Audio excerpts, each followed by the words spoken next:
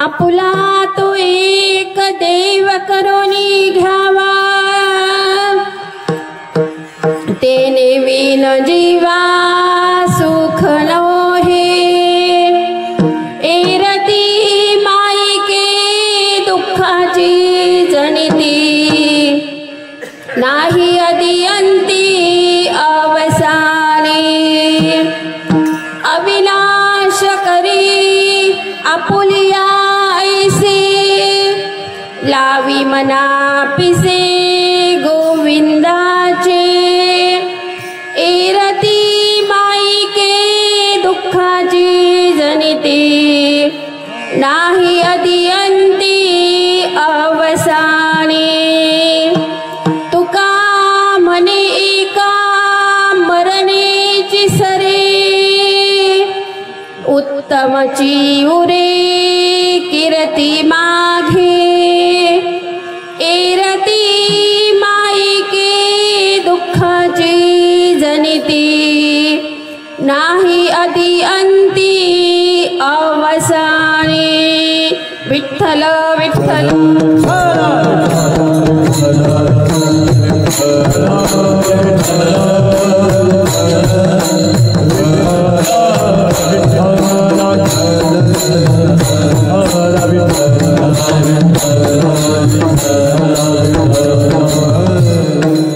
महायोग पीठे तटे भीमरत्यां वरं पुंडरीकाय धातुं मुनीन्द्र समागस्ततिष्ठं तमानन्दकन्दं परब्रह्मलिङ्गं भजे पाण्डुरङ्गं.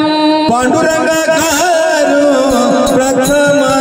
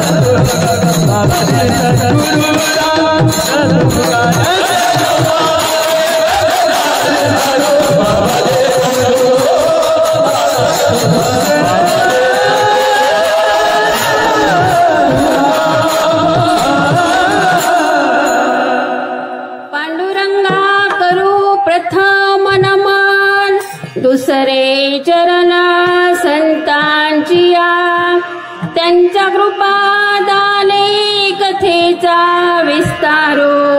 बाबाजी सद्गुरु दास तुका, कैलास राणा शिवचंद्र मौळी फणींद्र माता मुकुटी झळाळी. कारुण्य सिंधू भवदुःखहारी, तुझ विन शंभो वज कोण तारी.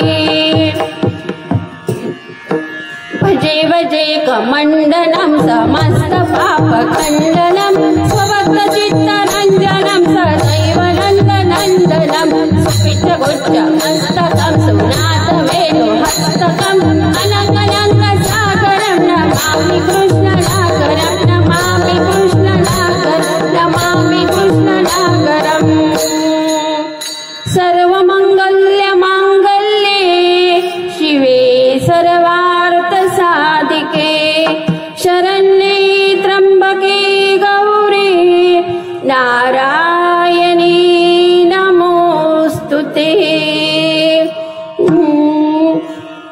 चले आओ जी पवन कुमार हमारे हरि कीर्तन में, चले आओ जी पवन कुमार हमारे हरि कीर्तन में, चलो आओ जी पवन कुमार हमारे हरि कीर्तन में, चले आओ जी पवन कुमार हमारे हरि कीर्तन में, चले आओ जी पवन कुमार हमारे हरि कीर्तन में, चले आओ जी पवन कुमार हमारे हरि कीर्तन में,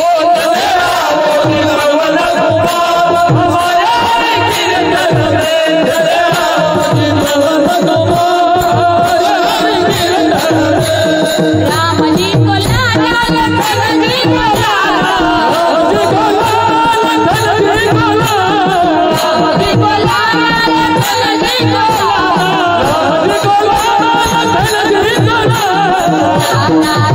परिवार हमारे कीर्तन में, आओ जी पवन कुमार हमारे कीर्तन में,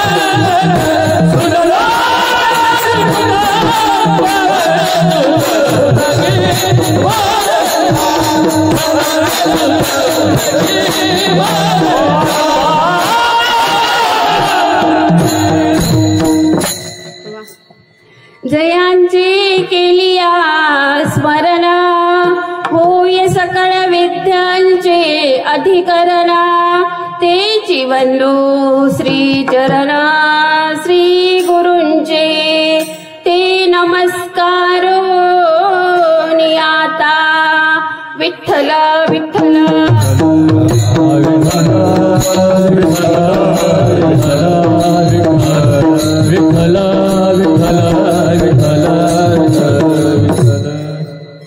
आपुला तो एक देव करोनी घ्यावा, तेने विन जीवा सुख नोहे, एरती माईके दुःखाची जनिती, नाही अति अंती अवसाने।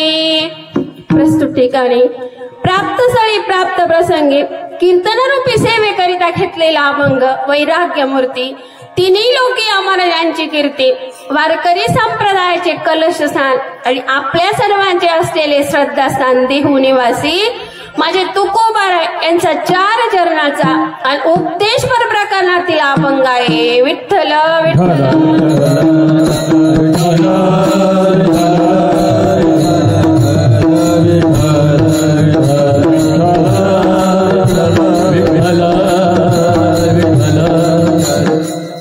आज आपण सर्वजण किम निमित्ताने इथे जमलेल्या सर्वांना श्रुत जरी असलं, परंतु वक्त्याचा आधी कर्तव्य म्हणून अल्पसा परिहार द्यायचा जातो असा आपल्या या बाबरे गावातील तालुका जिल्हा धुळे, दोन्ही तालुका जिल्हा धुळेचे ना, तालुकाही धुळे जिल्हाही धुळे, तर या बाबरे गावातील ये राजपूत कुटुंबियांचे आधारस्तंभ आधारवड असणारे पूज्य पिताश्री कैलासवासी हिलाल काळू राजपूत यांना आपल्यातून जाऊन आज 1 वर्ष पूर्ण झालं आणि त्यांच्या प्रथम पुण्यस्मरणानिमित्त किंवा वर्ष श्राद्धानिमित्ताने ही कीर्तनरूपी सेवा आयोजित केलेली आहे। बाबांच्या पश्चात त्यांचा मुलगा विजयदादा राजपूत, मुलगी लताताई राजपूत, सुरेखाताई राजपूत आणि रेखाताई राजपूत, सुना, नातवंड, पतवंड असा मोठा परिवार। पण बघा, या मोठ्या परिवारातून प्रत्येकाला एक ना एक दिवस जावंच लागतं आणि त्यांच्या प्रथम पुण्यस्मरणानिमित्त ही कीर्तनरूपी सेवा आयोजित केली।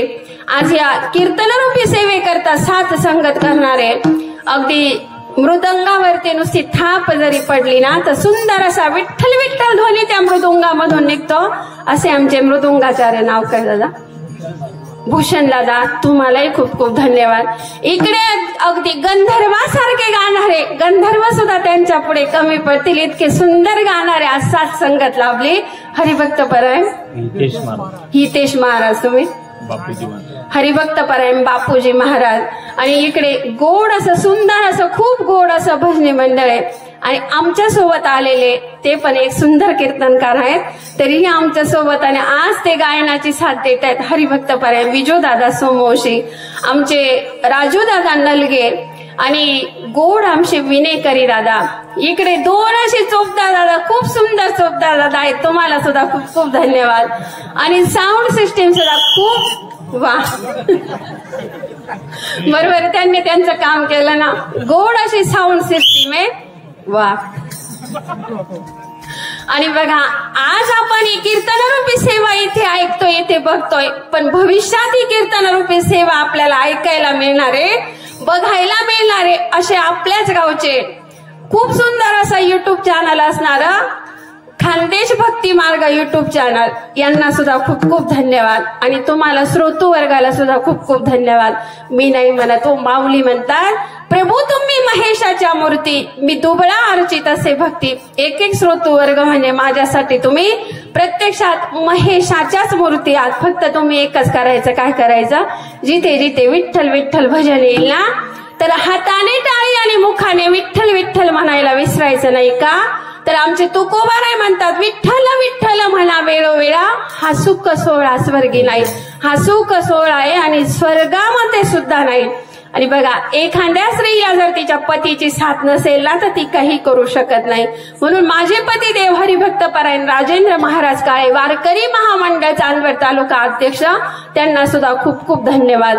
आता बघा, मग अशी सांगितलं की जेव्हा विठ्ठल विठ्ठल भजन येईल, सुंदर असं टाळी वाजवायची, काय म्हणायचं? विठ्ठल विठ्ठल। कारण आम्ही जर भजनी मंडळाने विठ्ठल विठ्ठल म्हटलं ना तर आमच्या एवढ्यांचंच पुण्य बाबांच्या नावे पदरी पडणार आहे। आणि तुम्ही सगळ्यांनी जर सामुदायिक स्वरूपात ते विठ्ठल विठ्ठल नामस्मरण केलं ना तर सगळ्यांचं पुण्य कोणाच्या नावावर पडणार आहे?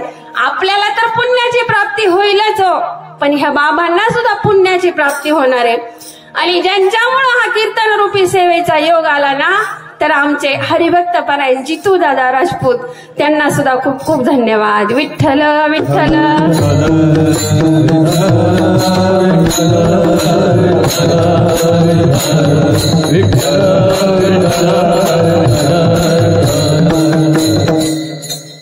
बघा, तुकोबाराय या अभंगामध्ये काय म्हणतात हो?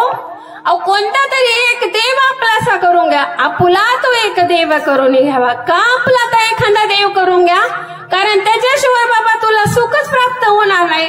तेने वेळ जीवा सुख नव्हे। मग आपण या संसारामध्ये आलो, संसार कसा आहे हो?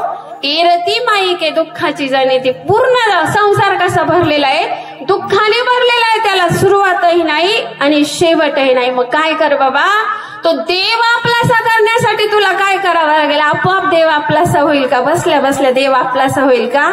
मुळीच नाही। अविनाश करी आपुलिया ऐसे, त्या भगवंताचं वेड पिस आपल्या मनाला लावून घे आणि त्या भगवंताचं वेड पिस जेव्हा मनाला तुझ्या लावून घेशील ना तर तेव्हाच तो देव आपलासा होईल। आणि शेवटच्या ज्यांना तुकोबाराय म्हणतात, अरे बाबा तू का म्हणे का मरण्याची सरे, तू जाशील रे पण तुझी कीर्ती कशी राहील?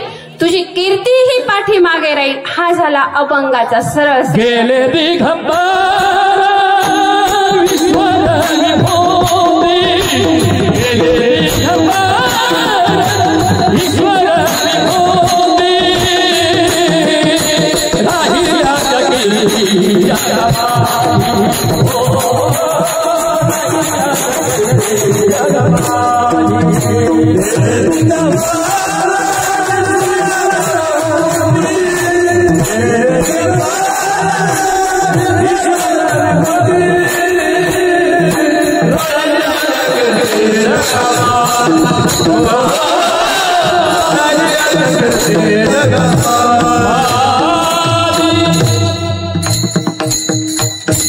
खूप सुंदर प्रमाण दिलं. गेले दिगंबर ईश्वर विभूती, राहिल्या त्या कीर्ती जगामाली. आपली कीर्ती कशी राहणार आहे?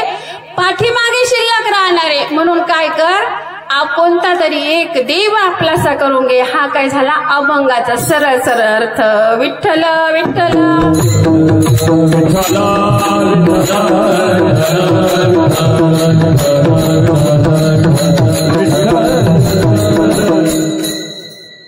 आता सेवेकरता जो अभंग घेतलेले आपुला तो एक देव करून घ्यावा, हा उपदेशपर प्रकरणातील अभंग आहे. माझ्या तुकोबारायांनी अनेक प्रकारचे अभंग आलेले, नाम परलेले, उपदेश परलेले, मागणी परलेले, गवळणी परलेले, प्रत्येक प्रकारचे अभंग लिहिले.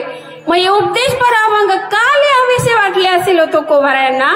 पहिल्यांदा का अभंग लिहावा असा वाटला ना, हे श्रोत्यांपुढे पोहोचलं पाहिजे. तर का उपदेशपर प्रकरणातील अभंग तुकोबारायांना लिहावेसे वाटले? बघा, काही कारण तर घडलं असेल ना त्याच्या मागे. झालं काय, एकदा रामदास स्वामी जे आहेत ना, रामदास स्वामी तुकोबारायांना देहू मध्ये भेटायला गेले. पण आता रामदास स्वामी इंद्रायणीच्या ह्या तीरावरती आणि माझे तुकोबारा आहेत ना इंद्रायणीच्या पलीकडच्या तीरावरती उभे राहिले. रामदास स्वामींबरोबर सुद्धा त्यांचा भक्त परिवार होता आणि तुकोबारायांसोबत सुद्धा त्यांचा भक्त परिवार, शिष्य परिवार होता. आता दोघंही मध्ये इंद्रायणी नदीला पूर आलेला. तर तेवढ्यामध्ये रामदास स्वामींनी काय केलं, एक दगड जो आहे ना तो दगड घेतला, पाण्यामध्ये टाकला. आता दगड पाण्यामध्ये बुडाला आणि तिकडे माझ्या तुकोबारायांनी बोंब मारल्यासारखं केलं. दोघांचं बोलणं झालं पण ते दोघांना समजलं. आपल्याला तरी समजलं का? रामदास स्वामींनी दगड पाण्यात टाकला, तुकोबारायांनी बोंब मारल्यासारखं केलं. काय बोलणं झालं असेल नेमकी त्यांच्यामध्ये? तर शिष्य परिवाराला नेमकी समजलंच नाही काय बोलणं झालं असेल. तेव्हा शिष्य परिवार यांना विचारू लागला.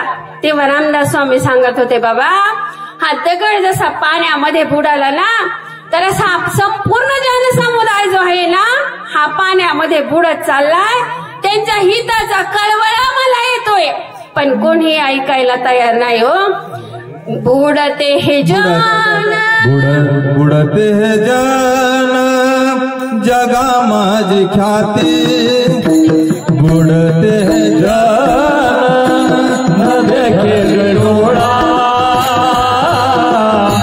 हृदय कळवळा मनोनिया.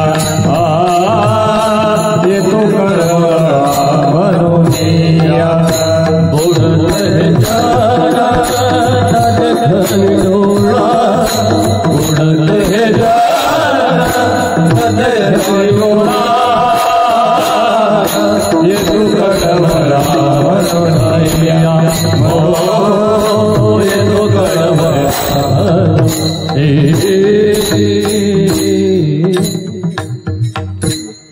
बुडते हे जनांना देखावे डोळा आणि येतो कळवळा म्हणून या जनसमुदायाचा बाबा मला खूप कळवळा येतोय रे. त्या दगडासारखा हा जनसमुदाय बुडत चाललाय. पण त्याच्यात तुकोबारायांनी बोंब मारल्यासारखं केलं ना. तर तुकोबाराय सांगत होते, बाबा मी बोंबा मारून मारून मारून समाजाला सांगतोय पण माझं कोणी ऐकायलाच तयार नाही. वाजतसे बोंब कोणी ना ऐकते काने, वाजतसे बोंब कोणी ना ऐकते काने, वाजतसे बोंब कोणी ना ऐकते काने, वाजतसे बोंब कोणी ना ऐकते काने. हरी हरी नमन तातया थोर झाली आली.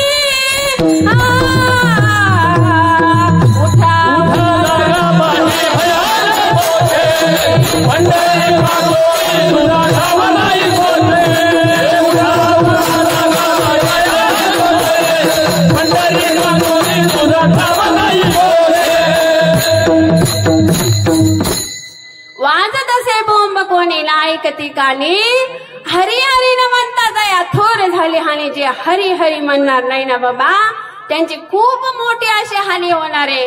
आणि मग त्यांना काय करावं लागेल? त्या पंढरपूरच्या पांडुरंग परमात्म्याचा शरण जावं लागेल. त्याच्याशिवाय दुसरा त्यांना पर्यायच नाही. मी का म्हणत नाही पुढचं माहिती का? आवाज माझा उंच जातो, तुम्हाला त्रास होतो, म्हणून सुरुवात करून देईल आणि तुम्ही पुढचं म्हणून घेत जा, म्हणजे तुम्हाला त्रास होणार नाही. विठ्ठल विठ्ठल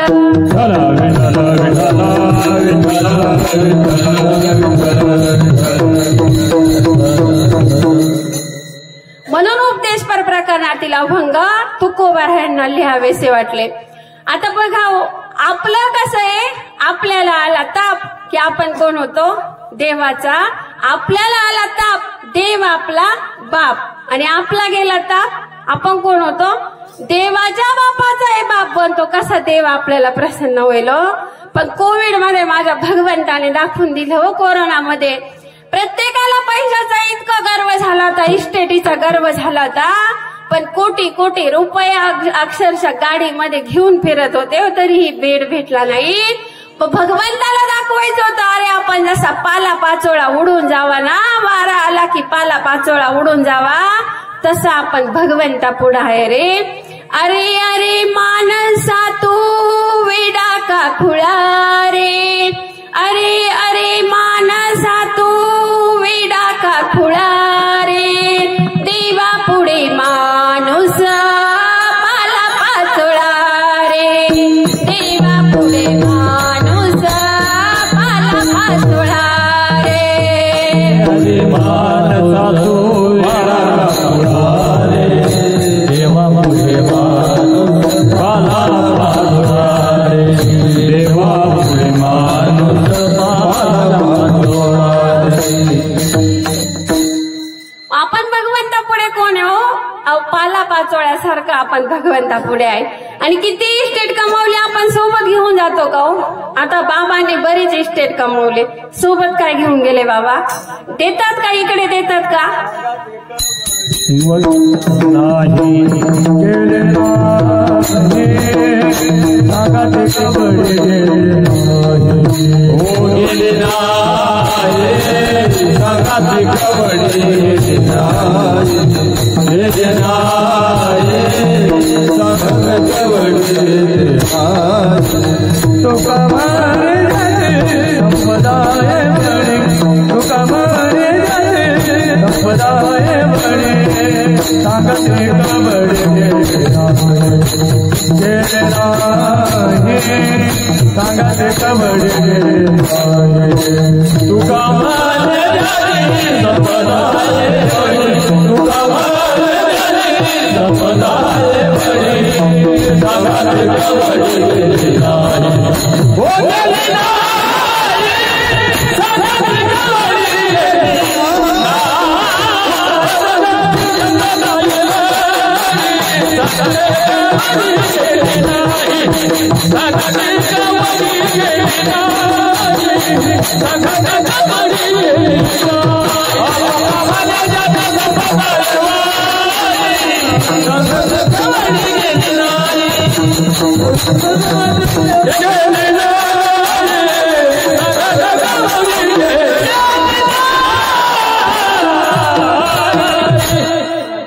काय सुंदर प्रमाण दिलं महाराजांनी आमच्या. टाळ्या वाजवा ना एकदा. आणि जेव्हा जेव्हा एखादा प्रमाण आवडेल, एखादी चाल आवडेल ना, तर टाळ्या वाजवत जा. अहो तू का म्हणे त्याची संपदा एवढी आणि सांगा ती कवडी गेली नाही, एक कवडी सुद्धा सोबत जात नाही. हो कितीही पैसा कमावला, कपाळाला किती रुपये लावतात? 1 रुपया लावतात फक्त. आणि कपडे देतात ते कोणते देतात हो? अहो कपडे सुद्धा पाहुण्यांनी आणलेले कपडे देतात, घरचे कपडे तरी आपल्या सोबत येतात का? का त्या इस्टेटीचा गर्व करतो? हेच तुकोबारायांना समजलं होतं. मग माझ्या तुकोबारायांनी काय केलं? भगवंताला एका दुरुडीमध्ये घेतलं आणि तुकोबारा सगळीकडे फिरू लागले. देव घ्या कोणी, देव घ्या कोणी. तर इतके आपला जनसमुदाय म्हणायचा, बाबा देवन लगे, देवन लगे, सातवणीचे तुटले धागे. तुकोबाराय आम्हाला देवच नका हो. अहो हे तुकोबाराय म्हणायचे, अरे बाबा आयता आला, तुम्हाला कुठे जायची गरज आहे, कुठे पाहायची गरज नाही, आयता तुमच्या घरामध्ये देव आणला तरी देव घ्या कोणी, देव घ्या कोणी,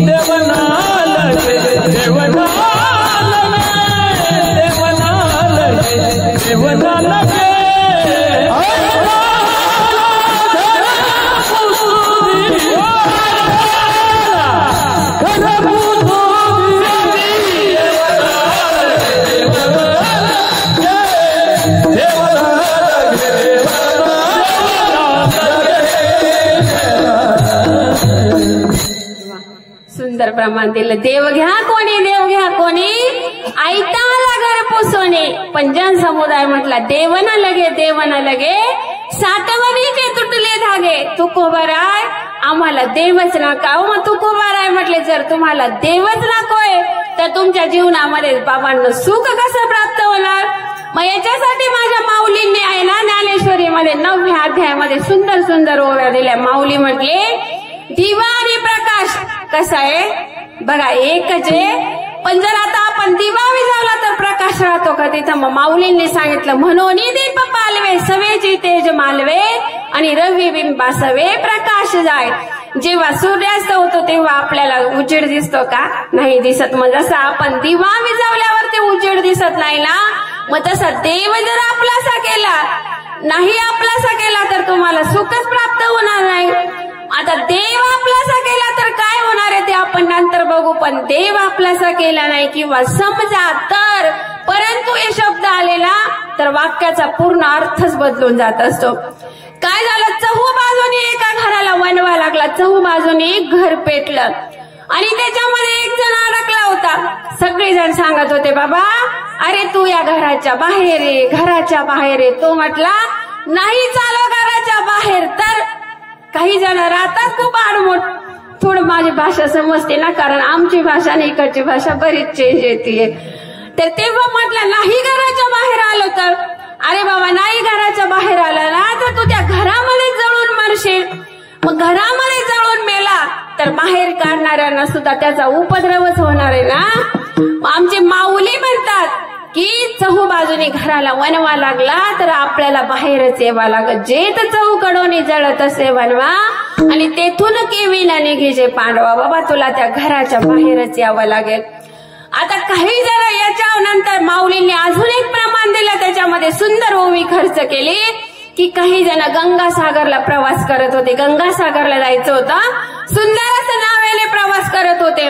पण ज्या नावेमध्ये बसलेले होते ना त्या नावेला त्या होडीला किती 100 ठिकाणी होलं पडलेली होती.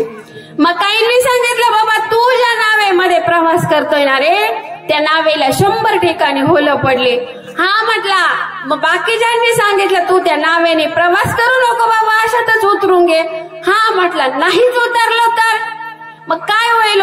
100 ठिकाणी जर त्या नावेला होलं पडली आणि त्या नावेमध्ये आपण बसून गेलो तर ती नाव जाईल का गंगासागर पर्यंत नाही जाणार. त्याला तिकीट सुद्धा काढायची गरज पडणार नाही. या लागी शतजर्जर नावे माऊलीने ओवी खर्च केली. मग त्या होडीतून आपल्याला उतरावंच लागेल. विठ्ठल विठ्ठल.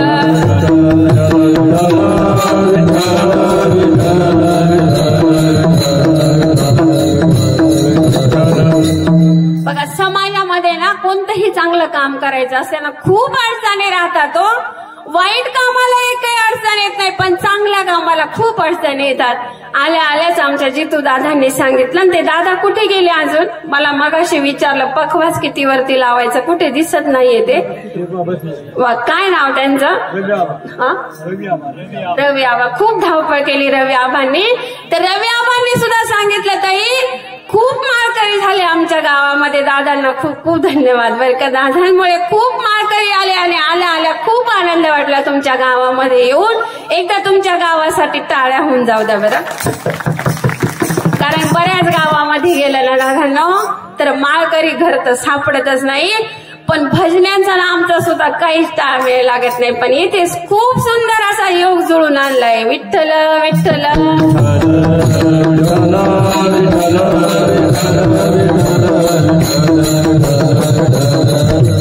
तर बघा चांगलं काम करण्यासाठी किती अडचण येतात. एक जणाला ना गावरान तुपाचा व्यवसाय करायचा होता.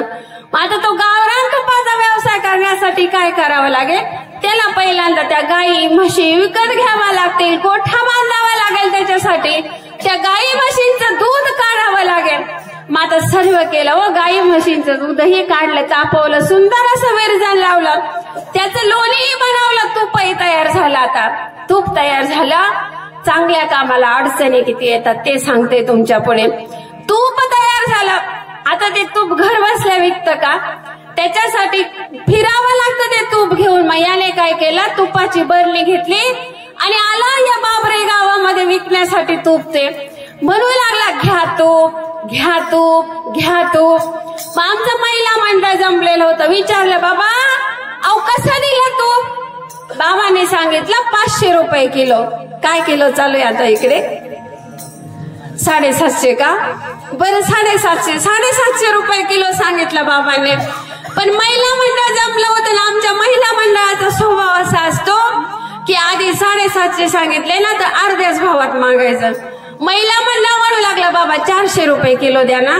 बाबा सकाळपासून फिरत होते, दुपारपर्यंत बाबांची बोहणी सुद्धा झाली नव्हती तुपाची. आता बाबांना वाटलं जाऊ द्या, आपल्या अजून तुपाची बोहणी झाली नाही. हुशार जर दुकानदार असेल ना तर तो बोहणीच्या पारी एखादं गिऱ्हाईक आलं ना तर परत जाऊ देत नाही. मग बाबा म्हटले जाऊ द्या, घ्या तूप. त्या ताई म्हटल्या, बाबा पावशर तूप द्या. तूप किती घेतलं? पावशर. मग आता 400 रुपयाला पावशर तुपाचे किती पैसे झाले? 100 रुपये. मग 100 रुपये तेवढे ताईने देऊन टाकावे ना. ताई म्हटली, बाबा 50 रुपये आता घ्या आणि 50 रुपये घ्यायला कधी या? पुढच्या सोमवारी या. याच्या उलट एक दुकान आहे बघा, इकडे आहे का नाही मला माहिती नाही, पण ते दुकान कुठे राहता हो? गावाच्या बाहेर आहो कुठेतरी वेड्या बाबते बाबळीत गटारीमध्ये ते दुकानं राहता. पण त्या दुकानाची जाहिरात करावी लागते का? कुठं बॅनर लावावं लागतं का? लोक स्वतःहून तिथं चालून जातात हो. म्हणून चांगल्या कामाला खूप अडचणी आहे. पण बघा बाबा, अरे जाम से जाम पीने से क्या फायदा, रात को पियोगे तो सुबह उतर जाएगी. अरे एक बार हरि नाम का प्याला तो पी लो, तुम्हारी जिंदगी सुधर जाएगी, तुम्हारी जिंदगी सुधर जाएगी. और एक बार फक्त एक वेळेस या हरिनामाचा प्याला प्या, परत त्या प्याल्याची तुम्हाला आठवण सुद्धा येणार आहे. म्हणून चांगलं काम करण्यासाठी खूप अडचणी. विठ्ठल विठ्ठल.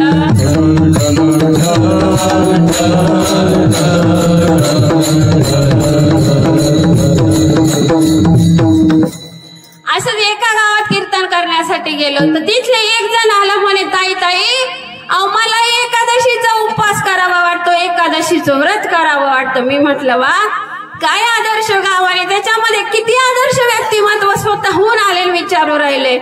पण ते म्हटले, अहो ताई समजा. समजा शब्द आला तर वाक्याचा अर्थ कसा बदलतो बघा. ते म्हटले समजा एकादशी जर चतुर्थीच्या दिवशी आली तर करायचं काय? येते का एकादशी चतुर्थीच्या दिवशी? महिला मंडळ येते का? आज चतुर्थीचे ना, मग एकादशी चतुर्थी येते का? एक दिवस एकत्र येत नाही. पण तो म्हटला उपवास करावा वाटतो, पण जर का एकादशी चतुर्थीच्या दिवशी आली तर मग त्याला त्याच्या भाषेत उत्तर द्यावं लागलं. कारण कीर्तनकार काय एका गावचं पाणी प्यायलेले राहतात का? रोज कितीतरी कीर्तनकारांना रोज कितीतरी कुठेतरी गाव गाव गाव फिरावंच लागतं ना. मग त्याला त्याच्या भाषेत उत्तर द्यावं लागलं. दादा एकच कर, तुला एकादशीचं व्रत करावं वाटतं ना, तर तू सांगतोय ना एकादशी चतुर्थीच्या दिवशी आली तर करायचं काय? तू एकादशीच्या उपवासाला असं कर, सुंदर असं गावरान लोणी बनव. त्या लोण्याचे म्हणजे गावरान तुपात असतात आणि ते एकादशीच्या उपवासाला का? तो म्हटला ताई तुमच्या गोळ्या संपल्या का डोक्यावर पडल्या? मग त्याला सांगितलं बाबा. तो मला म्हणू लागला, अहो लोण्याचे कधी भजे निघतात का? निघता का महिला मंडळ काढतात का इकडे तुम्ही? नाही ना. मग त्याला सांगितलं दादा जसं लोण्याचे कधी भजे निघत नाही ना, तशी एकादशी चतुर्थीच्या दिवशी कधी येतच नाही रे. विठ्ठल विठ्ठल.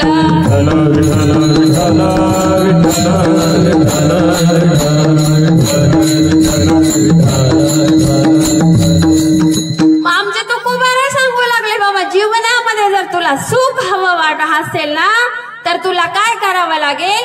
देव आपलासा करावा लागेल. हेच तुकोबारा अभंगाच्या प्रथम चरणात. आपुला तो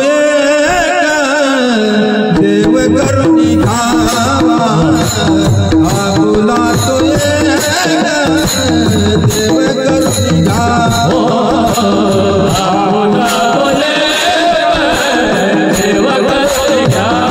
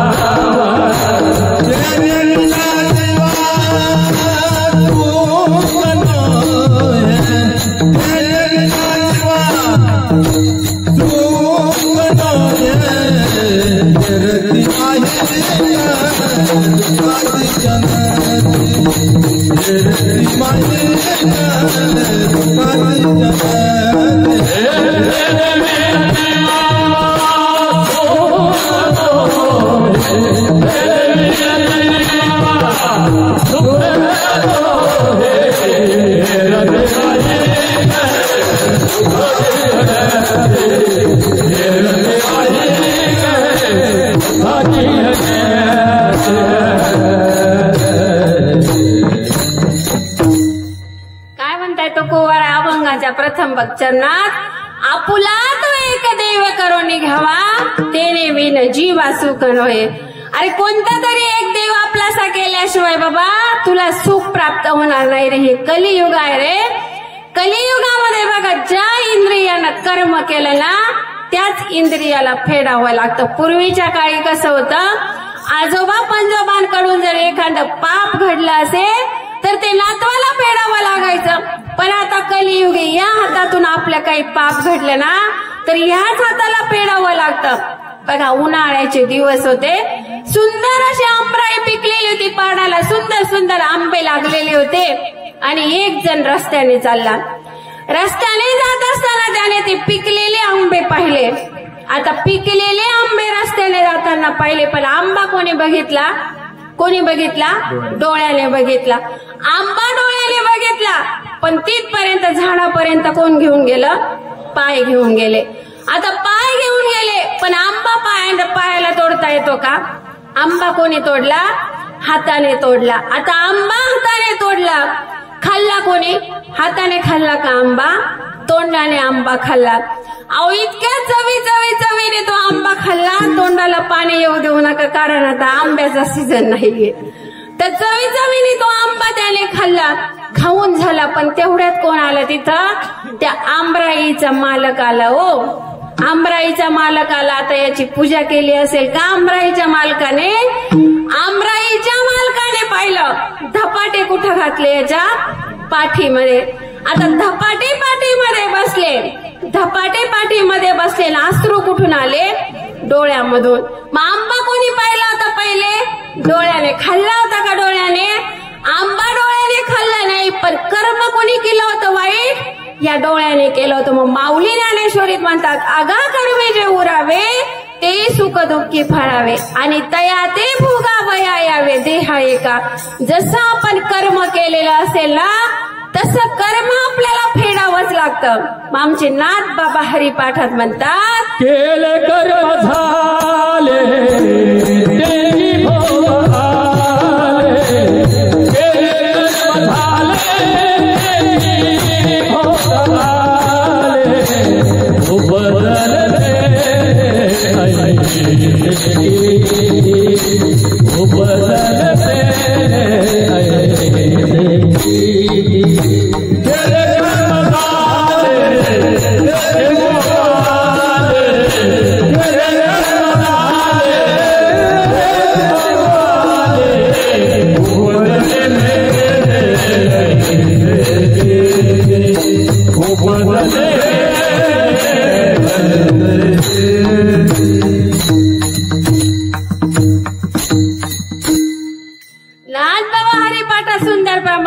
केले कर्म झाले त्याचे भोग आले, उपजले मेले ऐसे किती. मग तू काय कर बाबा? हरिमुखी गाता हरपली चिंता आणि त्यालाही मागुता जन्म घेणे.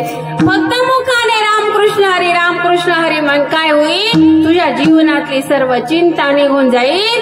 चिंतन घडेल, नामस्मरण घडेल तुझ्याकडून. कारण तुकोबारायांना माहिती होतं कलियुगातले लोक भक्ती कशी करतील. सिजनेबल भक्ती करतील कलियुगातले लोक. बघा इकडे माहिती नाही, पण आमच्याकडे काय आहे माहिती का? श्रावण महिना आला की महादेवाच्या मंदिरामध्ये गर्दी सुद्धा मावत नाही हो. मग माझे भोले बाबा वर्षभर मंदिरामध्ये राहत नाही का? भोले बाबा वर्षभर मंदिरामध्ये राहतात. भाद्रपद महिना आला की गणपती बाप्पाची भक्ती आपण करतो. नंतर नवरात्री आले की करतो. मग असा जर महिन्याप्रमाणे वाराप्रमाणे जर आपले देव बदलत असतील, बघा सोमवार आला की आपण भक्ती कोणाची करतो? ए बोळ्या शंकरा आवड तुला बेलाची. देवांचा देव असणाऱ्या महादेवाची भक्ती आपण कधी करतो? सोमवारच्या दिवशी. आता गेला सोमवार, पुढे आला मंगळवार.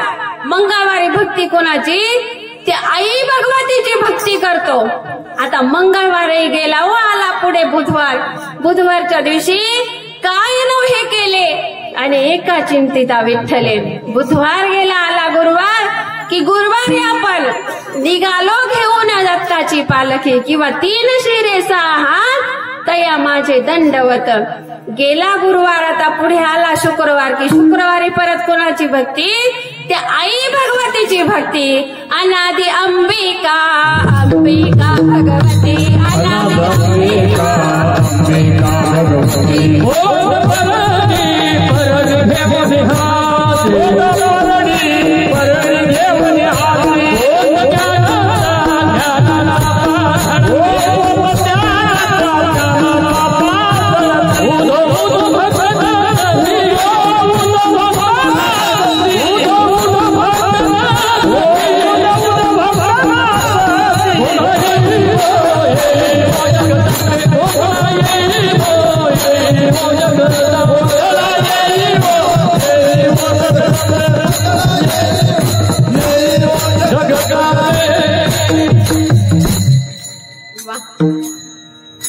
शुक्रवारी कोणाची भक्ती?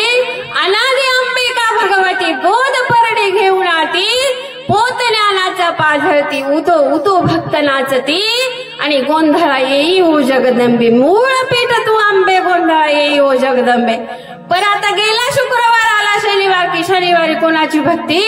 शरण शरण हनुमंता आणि तुम्हा आलो रामदूता. गेला शनिवार आला रविवार. रविवारी कुणाची वारी हो? आओ रविवारी माझ्या मल्हारीची वारी.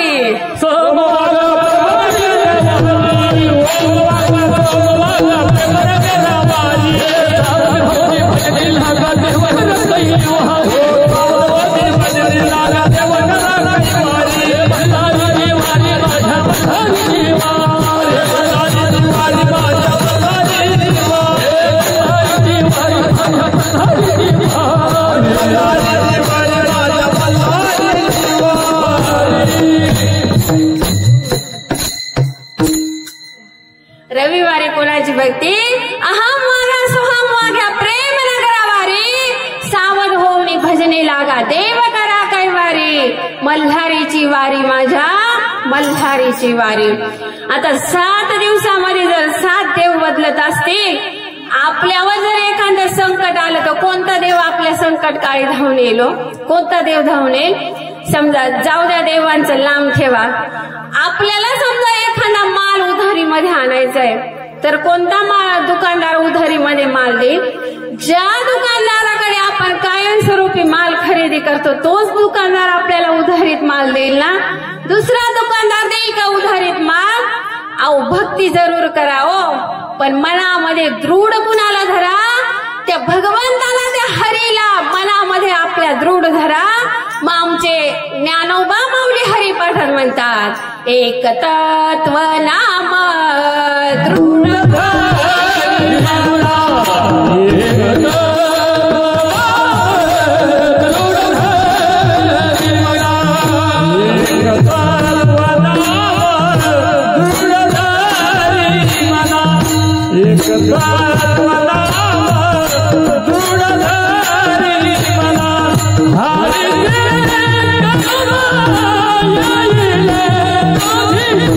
Hare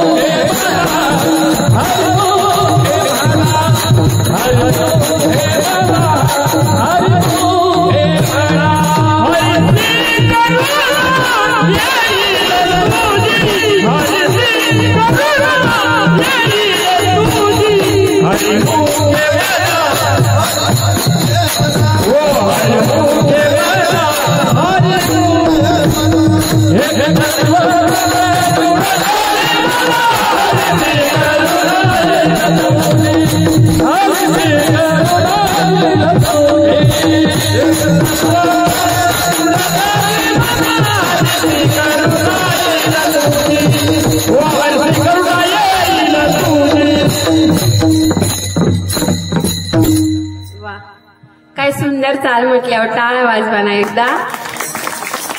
एक तत्व नाम दृढ धरी मला, हरीसी करुणा येईल तुझी बाबा.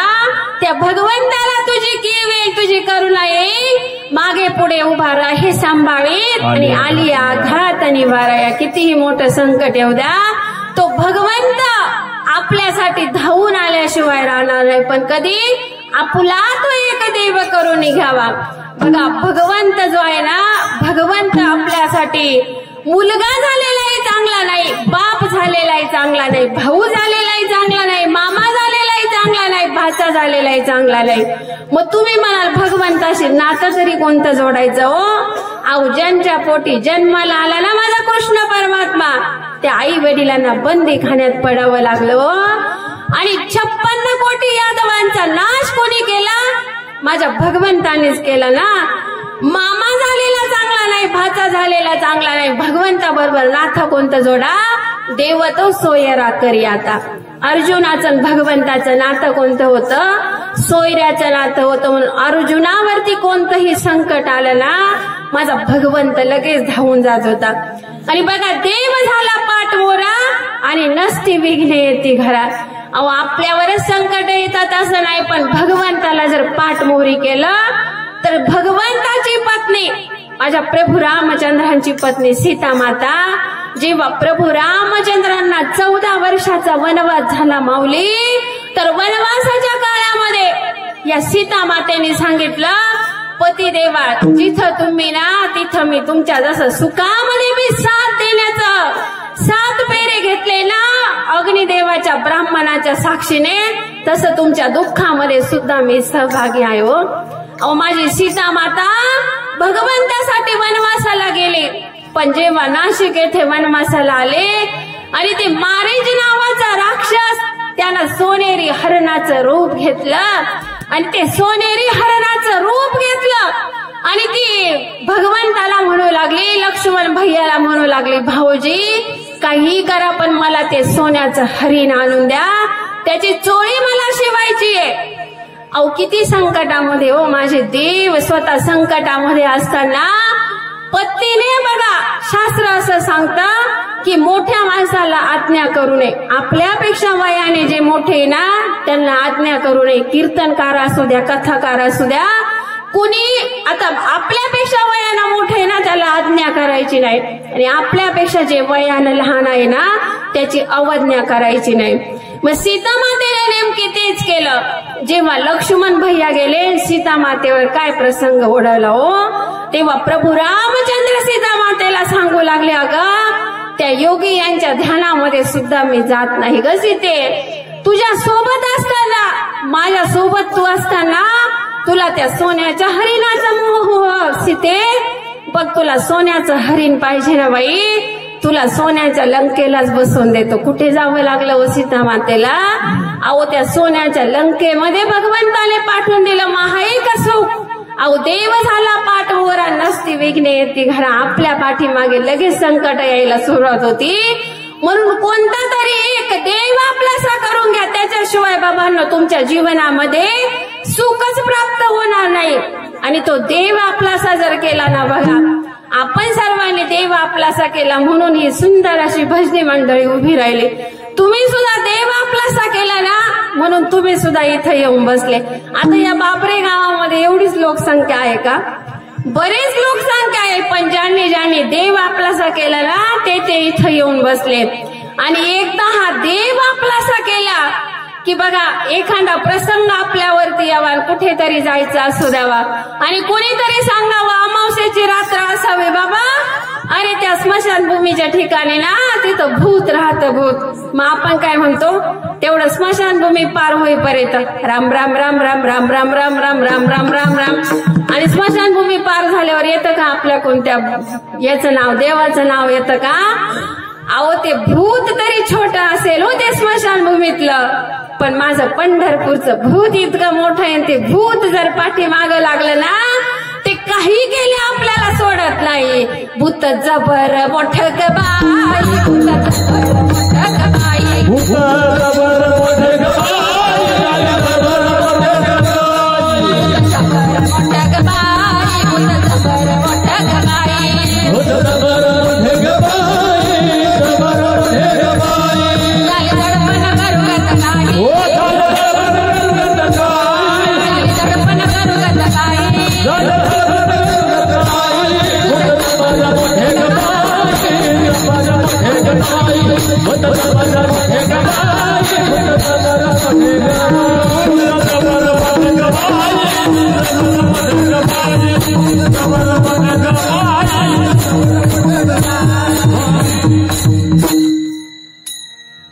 जबर मोठं ग बाई आणि झाली झडपण करोगत काही. ह्या पंढरीच्या भूताना जर एकदा झपाटलं ना दादांनो, ते पंढरीचं भूत आपल्याला शेवटपर्यंत सोडत नाही. म्हणून तुकोबाराय म्हणतात, पंढरीचे भूत मोठे आणि आल्या गेल्या झडपी वाटे. हे पंढरीचं भूत काय करतात, आल्या गेलेल्यांना इतकं झडपतं की ते शेवटपर्यंत सोडतच नाही. मग आमचे तुकोबाराय म्हणतात, बाबा तो देव जर आपलासा केला नाही ना, तर या संसारामध्ये कसं आहे, संसार पूर्ण दुःखाने भरलेला आहे. हेच तुकोबाराय अभंगाचे बांधवडे आहे हा संसार. बोला बोला बोला. जाऊ दे, दुःख बांधवडे आहे हा संसार. दुःख बांधवडे आहे हा संसार. दुःख बांधवडे आहे हा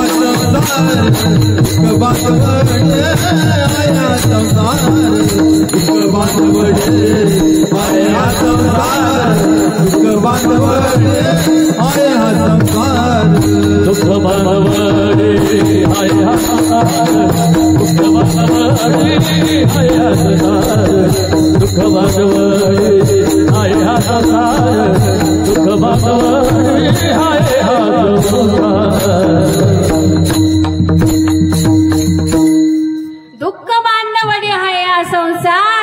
सुखाचा विचार नाही कोठे. मग या संसारामध्ये जर आपल्याला सुख प्राप्त करून घ्यावं असं वाटत असेल तर देव आपलासा करावा लागेल. आणि संसार कसा आहे हे तुकोबाराय अभंगाच्या दुसऱ्या चरणात सांगतात.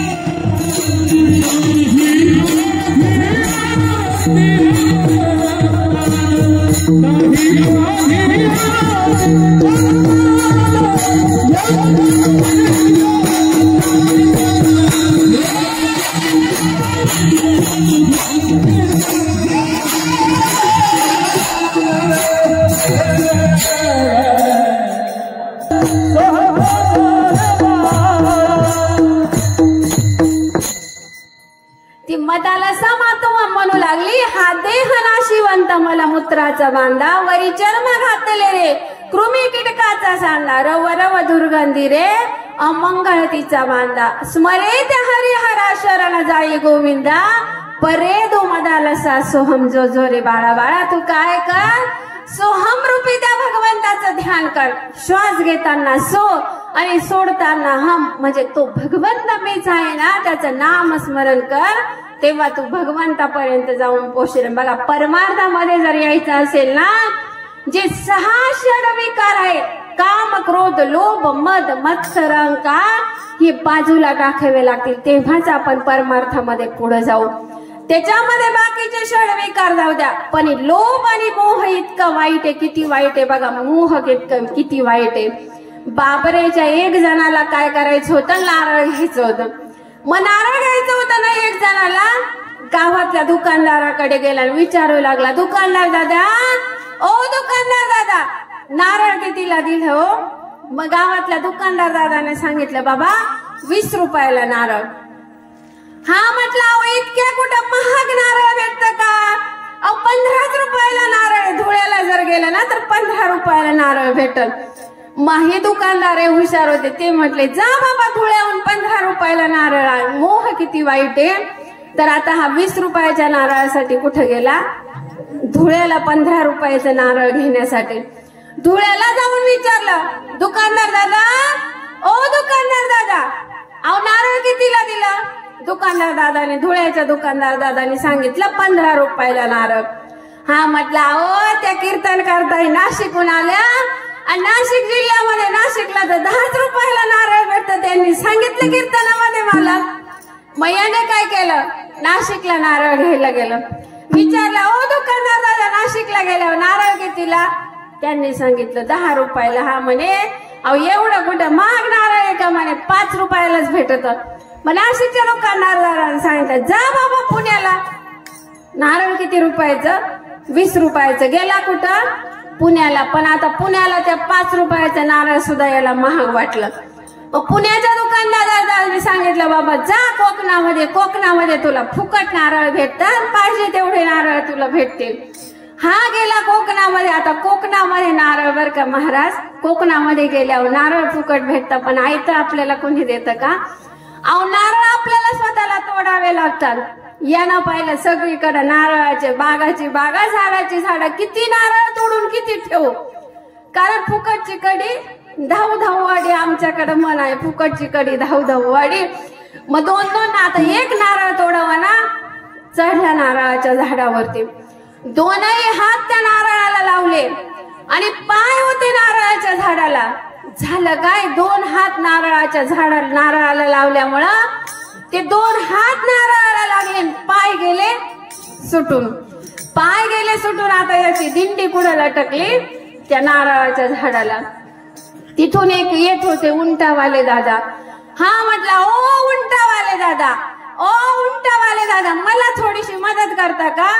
उंटावाले दादालाही झाला. मग उंटावाले दादा म्हटले, करील बाबा तुला मदत, पण अरे मला काहीतरी पैसे द्यावे लागतील.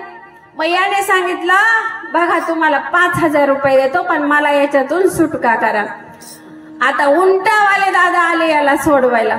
पण उंटाला सवय अशी होती की उंटाचा मालक उंटावरून उतरला की उंट काय करायचा?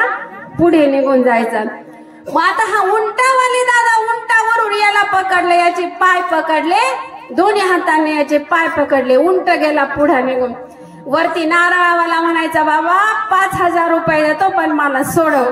खालून उंटावाले दादा म्हणायचे, बाबा अरे मी तुला 10,000 रुपये देतो, पण 1 रुपया कर तू त्या नारळाचे हात काय सोडू नको.